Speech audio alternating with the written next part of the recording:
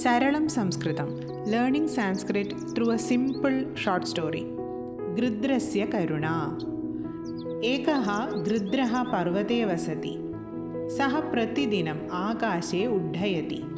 एकदा सः वनस्य उपरि उड्डयन् आसीत्। तदा सः एकं कपोतशावकं पश्यति। कपोतशावकः भूमौ पतितः आसीत्। सः भीतः रोदिति। गृध्रः तस्य समीपं गच्छति। सः कपोतशावकं सान्त्वयति। स्वपक्षाभ्यां तम् उद्धरति। सः तं सुरक्षितं वृक्षं नयति। कपोतशावकः आनन्दितः भवति। गृध्रः अपि हृष्टः भवति।